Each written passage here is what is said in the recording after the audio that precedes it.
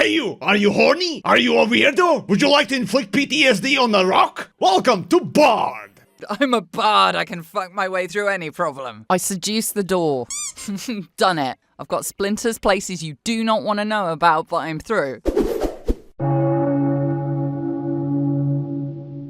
Alright then, let's get your Borderlands molestathon adventure started, like you're a Catholic priest competing with one of those Islamists. Yeah, that's about as much as I'm gonna go into the topic of sex abuse. There's enough of that shit going on in Activision and Ubisoft, and every other Minecraft YouTuber. Seriously though, what is it with every Bard player being a neurotic nymphomaniac wannabe? Although, considering that every D&D player is a nerd! Yeah, I guess it kinda makes sense. Okay, jeez, the Bard. The class that you play when you're the kind of weirdo who doesn't like combat and only want to roleplay yourself insert My Little Pony, Fallout, Harry Potter, Twilight, Hunger Games fanfiction. Oh god, please kill me now! That, or you just simply want to try your luck with the dragon. Yeah, I see you little shits! Oh, but when it's time to take care of the aftermath, so long as your pelvis works, like most femboy dads, you're skipping the town. How else do you think dragonborns and sorcerers exist, huh? It's because of horny little fuckers like you! And god damn it, I'm mad cause I'm jealous!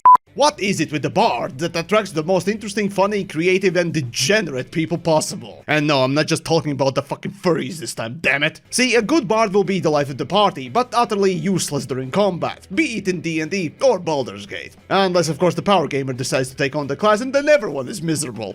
So, let's power game the fuck out of Bard. Now, taking a step back, Bard basically is like your neighborhood's drug dealer, an important pillar of society without whom everyone's having a harder time doing anything. So, like housewives in the 50s, let's take copious amounts of vitamins and peace out. Now, Bard is more of a typical boosting supporting class than a typical damage, tank, and wank classes. You don't notice the poor fucker playing the Bard actually accomplishing anything even remotely useful. Yet every time the fucker doesn't participate, somehow everyone starts to like the taste of the pavement very quickly. The bonuses and boosts, even if it is stripping the little shit down and shoving a pole up his ass and using him as a distraction, somehow is always extra effective. And yet you can't but to contemplate if it simply wouldn't have been better and more effective to have another fighter instead. But you're stuck with the little twink, so you better make good use of his fanboy spanking ass. Now, basically, all of this is to say that Bard will basically be used like a sock puppet for whatever the party might be lacking in. Need better prices in the store? Ask Bard to haggle. Need some healing? Yell at the Bard. Need someone to offload that annoying NPC that you can't kill? Well, tell the Bard to molest it. Still, for all the usefulness that the Bard can offer, boy is it weak. Light armor and above came and average weaponry makes for limited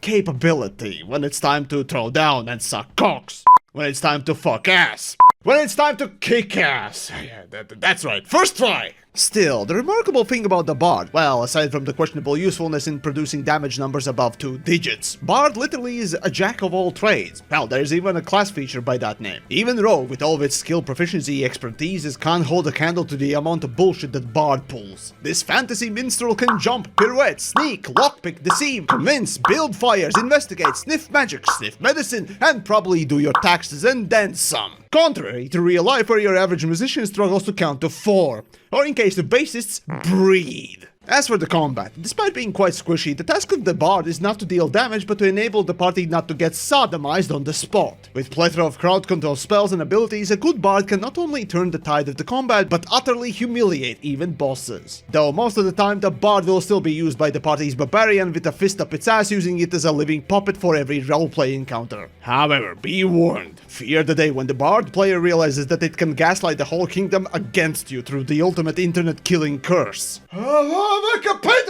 And the little fucker will have the ability to convince everyone, like a shitty drama YouTuber with zero research. Alright, you little Cosbys, listen up. Charisma. Thank you for listening to my TED Talk. Good night. Seriously though, of course, charisma has to be your highest stat, followed by dexterity, so that you're not completely useless in combat since you're gonna be using finesse weapons and dex scaling armor. So then, the class gimmick, Bardic Inspiration. Basically, it's a both shittier and better version of a bless, but quickly gets good. Now, the real use out of the Bard you'll get out of its spells. However, looking over the cantrip list, I want to use the liar strings to garrote myself. As for the actual spells, well, you're gonna be using your charisma to hocus pocus everyone to sleep. Get it? Sleep? Big sleep spell! It's one of the best first level neutralizing spells both in D&D and Baldur's Gate. Then there's the Healing Ward, which is a must no matter if you have a cleric or not. Then there's of course Longstrider, which is better for Baldur's Gate, and Tasha's Laugh is great too, but you already have the Sleep spell. And of course finally the Fairy Fire for pretty much everything else. Or if you really want that nuke, take the Dissonant Whispers. Level 2, your ass suddenly becomes extremely appealing to any fighter, warlock and monk in the vicinity. Song of the Rest basically is the third short rest, becoming basically a necessity for any playthrough with those short rest dependent classes. But as for D&D, it's meh. Then there's of course Jack of all trades, which literally makes you a Jack of all trades, and of course additionally extra spell. Level 3, time to throw College of Valor into the dumpster and pick College of Swords. No, seriously. Bard has the smallest list of changes in Baldur's Gate 3 coming from D&D, and yet Larian decided to do absolutely nothing with College of Valor. Though it had some positives, it's overshadowed by the College of Swords that basically do the same shit, but more! And as for the College of Lore, now I get it that you want the spellcaster, but, you know, why didn't you pick a spellcaster in the first place? Now as for the spells themselves, Heat Metal is nice, but Hold Person is more effective. Level 4, it's kink shaming time! Feet people are weird, man. Oh, you mean the features? Oh, how silly. Now, yes, you could pick Lucky, Alert, or even Actor, but straight score improvement is more impactful. Oh, and in D&D, it's pretty much the same thing. Level 5, Bard joins the Short Rest Swingers Club. The Bardic inspiration also gets better, but more importantly, level 3 spells. Well, all of them suck ass, except for Hypnotic Patterns. Or for versatility, pick that Glyph. It does have Sleep version too, you know. And more! Level 6, you've peaked. A nice manual action with a subclass feature, Extra Attack, except for the College of Lore. You get the early pick of the good spells. Seriously though, from the list of magical secrets, maybe there's 1 or 2 spells that are shit. However, real spellcasters can afford these and do more at the same time. While lore bards are not getting that extra attack and start to lose damage and respect. So basically, at least in Baldur's Gate, you have to pick haste, and thus you're losing a concentration slot. For D&D though, no. Level 7, 4th level spells, and like a parent hearing your child speak the words, "I want to be a musician when I grow up," the only thing that comes to your mind is the word disappointed! Polymorph? Yeah, that probably works the best. Moving on. But okay, Confusion, Greater Invisibility, and Dimension Door are also good picks. Level 8, another score improvement, especially if you picked Lucky already. Level 9, 5th level spells. Now, I can't tell you how annoying it is to try and find new ways to write the sentence with the meaning of disappointment, so I won't even try. Oh, and Hold Monster is okay.